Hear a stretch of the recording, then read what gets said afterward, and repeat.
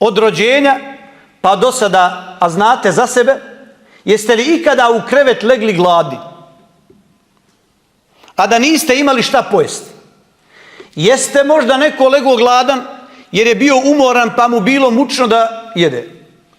Ili možda neko ima režim u ishrani, na nekoj je dijeti pa ima viška kilograma i rezervi u svome stomaku?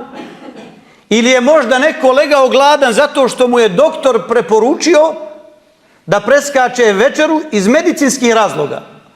Ali ja mislim, braćo moja draga, da niko od nas zbog tolike neimaštine nije legao gladan. I hvala Allahu na tome.